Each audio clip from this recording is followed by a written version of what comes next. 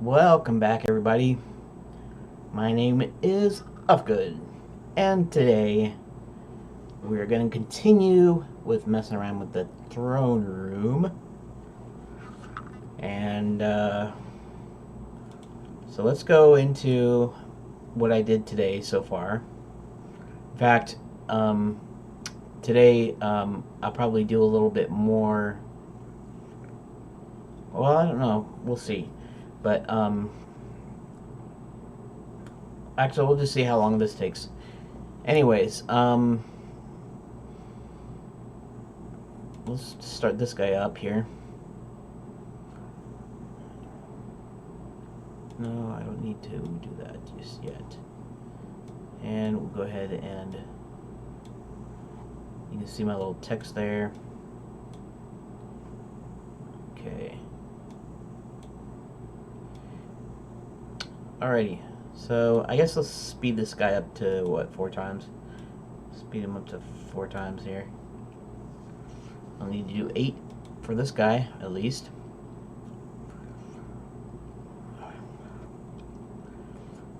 Reproduce what I did without having to wait to ask people or look it up on a web search. Yeah, so I was screwing around trying to figure out what the deal was with the mesh, and so this is what. Okay, so this is where I started here. And actually, the things will just pop up here. So basically, I reduced it just to the walls and the dais and the table. Okay, so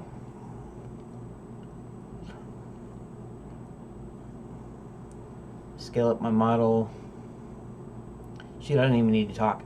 Generally speaking, 1 unit in Unity 3D is equal to 1 meter. A lot of cases, scale doesn't matter. However, certain things rely on this 1 unit versus a 1 meter scale. And I guess for Unity, it doesn't really matter that much, but at the same time, supposedly for some physics things and certain things, which we might not even use, they actually do one unit in Unity is equal to 1 meter. And I like working in feet and inches because I'm American. Okay? So all you people, why are you using imperial? That's not accurate enough. Metric is super accurate. We're talking about scientific stuff here. We're talking computer science. Ooh. Well, skip you guys. I don't really care because since I live in the U.S. and we use imperial in the U.S., I am used to imperial units. In fact, my room is approximately 11 by 10 feet. So it's about 120. It's actually a little bit more than 120 square feet, or whatever. 100. Yeah, 100. No, about 120. Anyways, it's about 120 square feet, and so I know what that looks like. I know what a 100 square foot room looks like. I don't know what a what would you divide it? Would it be 30 something square feet? 30 something square feet, or how that work? 30 something square meters is approximately, is that 100 square feet. So I mean, I could do it. I could do the conversion in my head, and I could go, yeah, well, yeah. If we divide, this by 3 or whatever, then we'll get meters, or however you want to say it. So since I use Imperial, I like to work at Imperial. What I would have to do though is yeah, I don't know why I kind of went by that real fast, but so basically what it means is it's approximately 3.28 feet to the meter. And so basically what I have to do is I have to take my original measurements, and I have to scale it up by 3.28 so that 1 unit equals 1 unit. And all it means to me is my 1 square foot, like a 1 square foot cube, will equal a 1 unit cube in Unity. So that's why I did it that way. So when I do it, it's pretty close. It's, you know, it's not accurate because there's, you know, decimal points and stuff, but the size is pretty much indistinguishable. And then also what I did here is I added a box for a collider because in order to not go underneath the table, I had to set up a collider to do so. Now, I don't know if I showed you in Unity, because it doesn't look like I had, because I did it this morning in Unity, and it seemed to work. I actually what I did is I created a separate box collider in Unity, and that seemed to be fine. Now, with this, I have to actually go in and I have to use the mesh renderer before I bake my Navmesh, so that it takes this whole block into account, so you don't like walk under the table. But then I found there's a problem, and here I'm gonna bump it up to where we get to that problem. And here I'm just I think I'm scaling everything up. You know, I made sure that everything's visible so I could scale it up and then save it as a scaled version. You can see I put, instead of large, I put scaled. But so I saved it to that, and then of course I made the rest of those things invisible. So now you only have the table collider, table support, dais, and because of the way I did it, okay, actually we go in here. We're going into Unity in here. I still have to figure out how to do my videos. I'm still not I'm not that good at it yet. I mean, if I were editing this together and I were not doing it in real time, I'm sure it would be a little bit better. You notice there's that little blue square underneath the table. That's the problem I was having.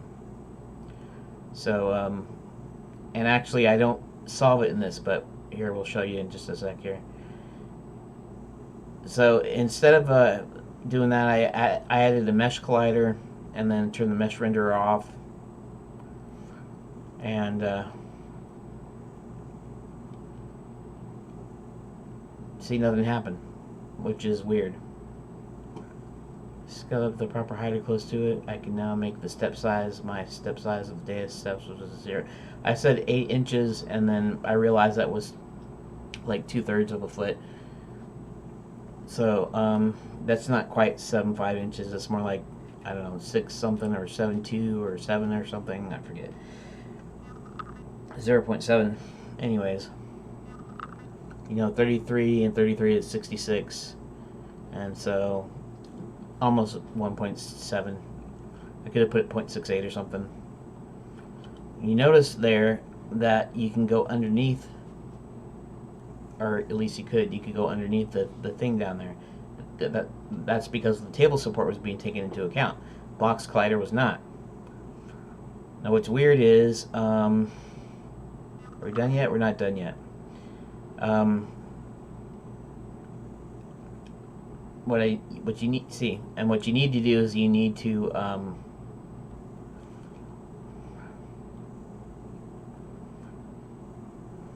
okay, so now we have this problem. This problem, you know the edges here, right? But there is a reason for this, which is kind of interesting and kind of weird. Because I want to include the collider. Okay.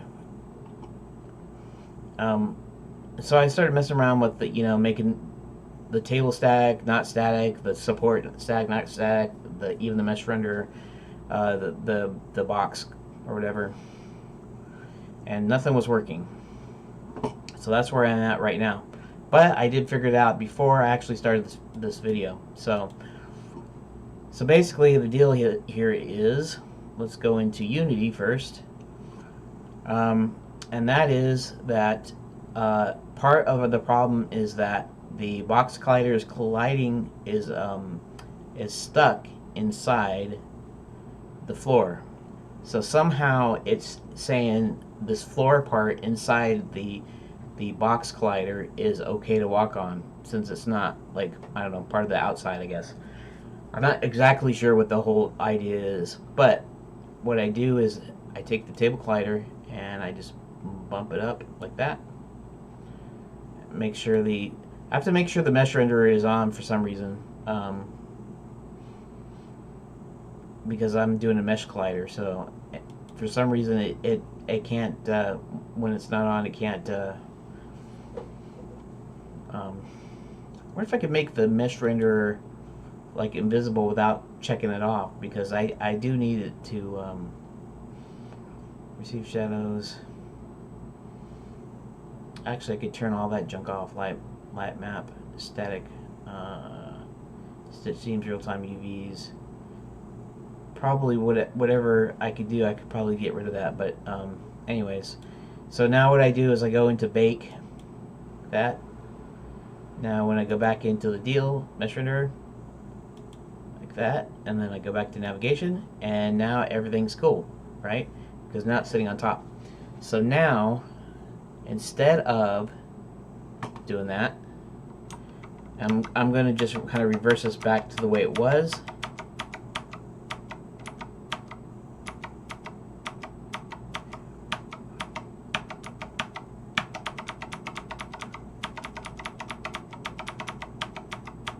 Maybe I can.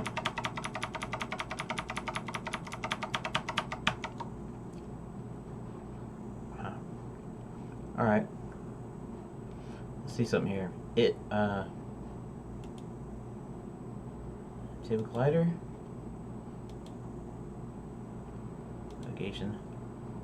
Okay, let's hit bake again. Okay, so we got that. All right. So then I go into mesh render, make sure it's on, then I go bake, and then I go back and turn this back off.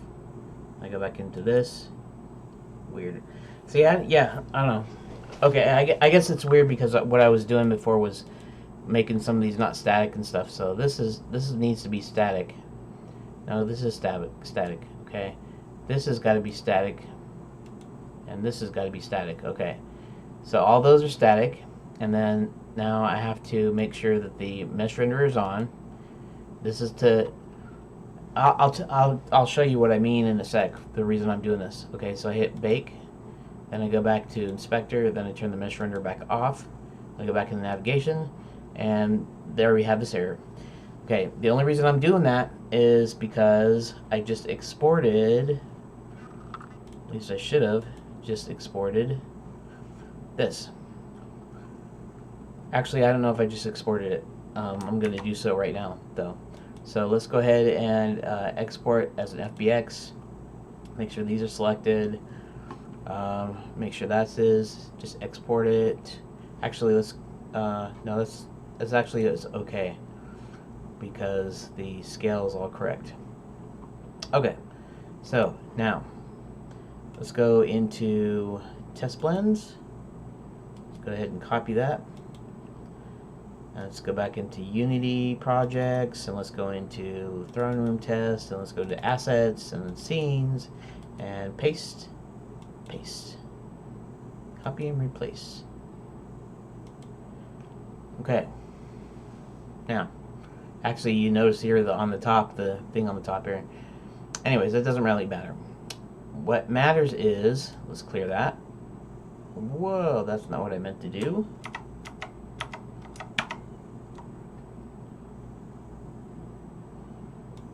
Right.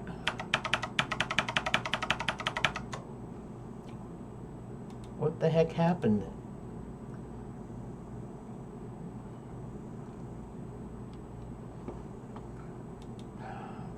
Can I revert?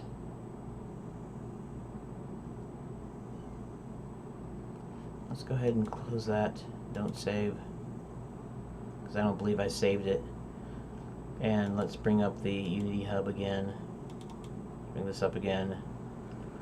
Huh. Okay. Oh, you didn't even see any of that. Doggone it. I hate. Ugh. Sorry about that. Why? What happened to the stupid thing? Oh. Yeah, that was dumb of me. Okay, let's do this. It just refreshed, I think, because this is the only thing selected. Let's select all.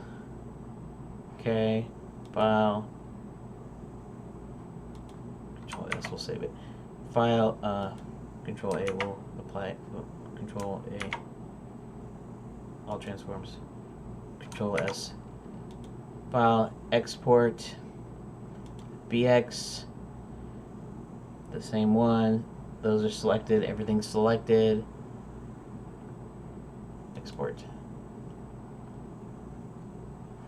Alright, now let's go ahead and do this again. Why is that on H? And why do I have two on scenes? What's the deal with that? Dev stuff. Test blends. Copy. Go to scenes. Paste. Copy and replace. I don't know what that's even in there. Okay, let's go back into this. Okay, everything is there. Thank you very much. Okay, so one thing that's missing here is, I guess it's not missing. I don't know. Spectre. Oh, interesting. Well, let's just go ahead and do a bake. Let's see what happens when I hit bake. I see. Right. The mesh render's got to be on. Goes back to inspector, table, table support. Okay. Table collider. Turn the mesh renderer on. Navigation. Okay. Bake. Inspector. Mesh renderer off. Back to navigation. And there we go. So now everything's hunky dory. We're able to go up the stairs now, I believe. We'll see. I mean, we'll see if I can actually go up the stairs. Does F work? F does work. Okay.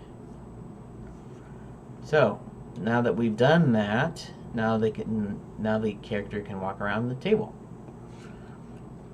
And so that's actually all I have done today.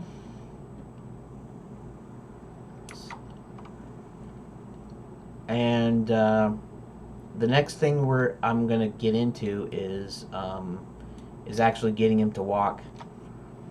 Except I think what I'm gonna do here in these the next few days is I'm going to actually, I don't know, maybe we'll see. So yeah. So thanks for watching, and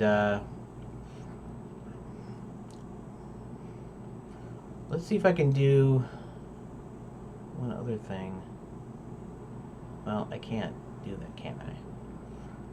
Oh, the one thing that I can do is I can show you the video again a little bit.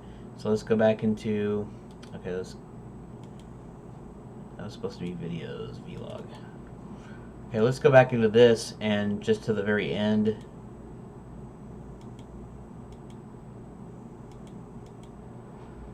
There. Oops. Dang it. Where's? Got it. Pause. Okay, so you look right there. That little problem. That was because I had the collider actually intersecting with the floor, and so it was measuring all this inside stuff as being part of the table, or as being part of the walkable area. Anyways, sorry for my big head, and I will catch you on the next video. Like I said, I'm not sure, because I was thinking of taking a side trip and developing some thumbnails, redoing my intro and exit image. Maybe have something more interesting even though my skills aren't that much better. So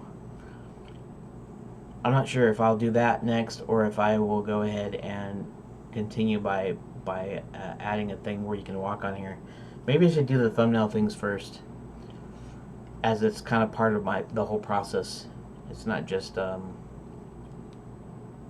well, it doesn't have really anything to do with the game. It has to do with the videos, but we can figure out how to make some interesting thumbnails and some kind of reoccurring. And I'm probably gonna use something like GIMP to do that, because I need the full text, and Blender doesn't have. I mean, it's got 3D text you can put in there, or whatever, and with Grease Pencil, I mean, you can make it happen with Blender, but it doesn't have the full weight of the full, you know, image editing capabilities. So what I'm thinking of doing is I'm thinking of creating some thumbnail templates. And what I mean by templates is I will make several thumbnail images having to do with my game, and then I will have like my, you know, the number of the log that it is, and then I will probably create several of them with successive numbers. I'll see if I can actually find a script to do that or something in GIMP. But I'll have these different layers, and then depending on what I want to do, I'll generate several different thumbnails with. So what I'll do is I'll bring up GIMP. I'll bring up my template, my file. I'll pick a random like background, and I'll pick the number. I'll set the number, and then I'll set whatever text I want in there. And I'll have like several different like layouts, so that I can just choose in between several different ones if I want. And then that way I can just kind of construct my thumbnail on the fly. I don't have to do a screenshot then, and instead I'll just be essentially constructing and just changing the text a little bit, so that way I can kind of keep the thumbnails kind of interesting, and at the same time kind of, you know, automate the process so it doesn't take so long.